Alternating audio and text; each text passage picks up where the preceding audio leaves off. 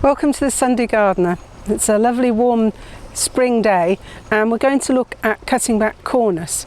It's a really simple job, but I thought it was worth a short video because when you cut cornus back you have to be really bold. It's quite drastic. You cut it down very short, and for those who are not used to growing cornus or new to gardening, this may seem a bit of a scary thing to do. So I thought a short video just showing what we do would help. The reason we cut back cornus is twofold.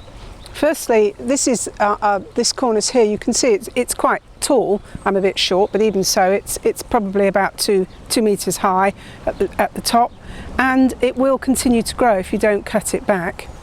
And the other thing is that we cut this type of cornus back, which is known as a dogwood, which we grow for its really bright winter stems.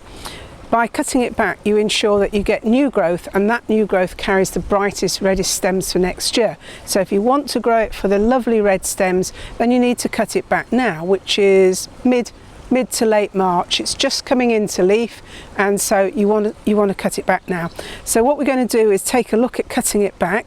So this is the before we cut it back, then we'll cut it back, and then we'll have a look what it looks like after it's been cut back. If you've got a very new shrub, maybe just a year or so old, I wouldn't cut it back. I'd let it get a bit established, but these are quite mature, and so cut them back. And as you can see, you can hear the stream. They're growing in quite wet ground. Cornus does well in wet, damp ground, and it looks best planted where the sun catches its bright red stems in the winter. But here we go, we're going to start cutting it back. So to cut back cornus, I would use quite a sturdy pair of secateurs. You see, these are significantly bigger. You need something that you can get a good grip on because it's quite tough. And cut quite close to the base. Perceived gardening wisdom is to cut 2 buds from the cornus, but to be honest, it's a really tough shrub, and if you just cut it, it will be absolutely fine. It's not particularly fussy. As you can see, I'm taking it off quite short. And what you can also do is where you've got sort of weedy bits, cut those off completely to help maintain the healthy growth and to open up the shrub. These are all a bit weedy, quite thin, so take them off completely. And meanwhile, on the sturdy growth, just keep cutting it back.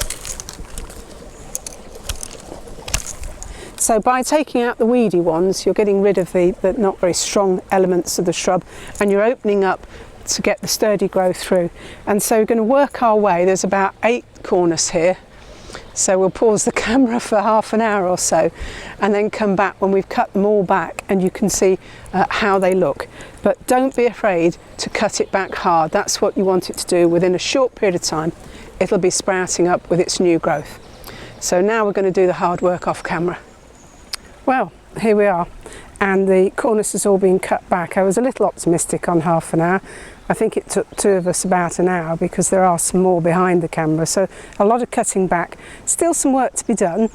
Haven't completely cut out all of the dead bits, and still there are a few weedy bits that need cutting out, but I think this gives a general idea of how it should look after you've cut it. This cat always wants to be in the films. Quite a lot of cornus cut off. This is only probably about 1/3 of it, but I recommend keeping the longest and the straightest parts of it because they make very good plant supports, which we're going to look at in the next video. So don't throw them all away. I won't keep all of these. I'll sift through them tomorrow when I've got some energy and pick out the longest and the straightest, and then we'll have a look on the video how you can make plant supports out of them. So it does look brutal, it does look messy, but in a couple of weeks' time it'll start to sprout and all will be well. And next winter there'll be fantastic red stems.